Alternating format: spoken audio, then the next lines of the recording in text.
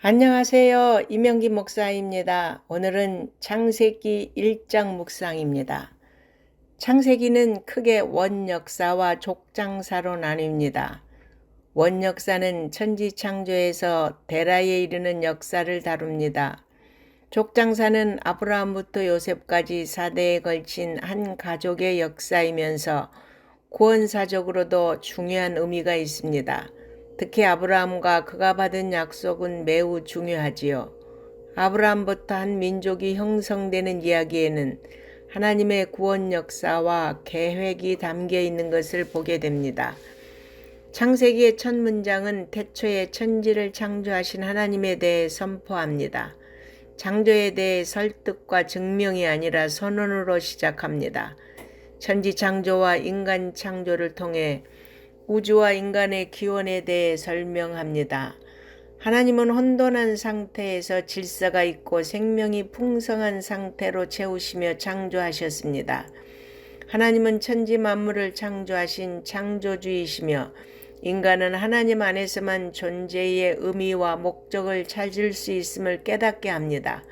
그러므로 인간은 하나님을 인정함으로 참된 목적대로 살아갈 수 있고 자신의 주권을 하나님께 내어드릴 때에 복된 삶을 살 수 있는 것입니다. 하나님은 6일간의 창조 일정 동안 3일은 배경을, 3일은 채움의 과정으로 서로 대응하도록 창조하셨습니다.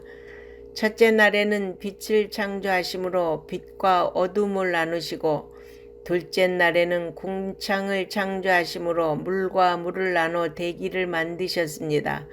빛을 창조하셔서 흑암을 없애시고 깊은 물 가운데 질서를 부여하셔서 혼돈을 없애셨습니다.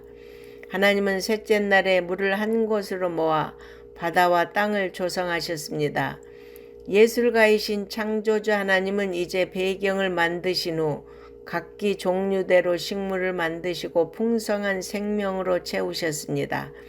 하나님은 자신이 보시기에 가장 좋도록 창조하셨습니다. 그리고 보시고 기뻐하셨습니다. 하나님이 넷째 날에는 궁창에 광명체들인 해와 달과 별을 창조하셨습니다. 해와 달을 통해 낮과 밤을 주관하게 하시고 징조와 계절과 날과 해를 이루게 하셨습니다. 이 피조물들을 통해 하루와 달과 해를 계산하고 시간의 질서를 주관하는 역할을 맡기셨습니다. 세상의 시작과 끝, 인생의 시작과 끝이 하나님의 통치 가운데 있음을 아는 것이 지혜입니다.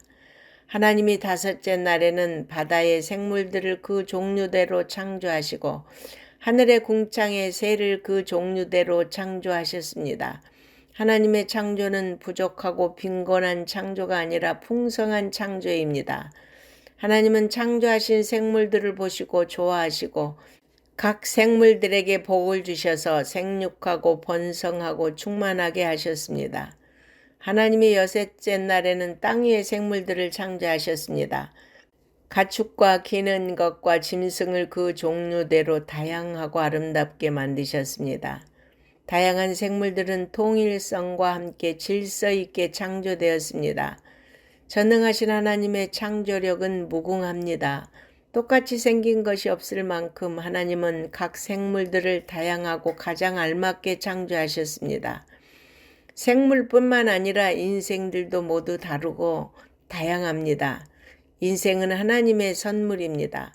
하루, 일주일, 한 달, 한 해의 모든 시간은 우리가 만들어내는 것이 아니라 창조주 하나님이 만드시는 것입니다. 우리는 하나님이 거저주신 공기와 물을 마시고 살아가며 하나님이 정하신 질서대로 살아가는 존재입니다. 그러므로 내 마음대로 내 삶을 주관하며 살아왔던 인생의 왕자에서 내려와 하나님을 삶의 주인으로 모셔야 합니다. 하나님의 통치가 내 삶에 임할 때 참된 평안과 행복이 있게 될 것입니다. 하나님은 마지막으로 사람을 하나님의 형상대로 창조하시고 복을 주셔서 창조 세계를 다스리는 사명을 감당하게 하셨습니다. 그러나 인간은 죄를 지어 타락해 대리 통치자 역할을 상실했습니다.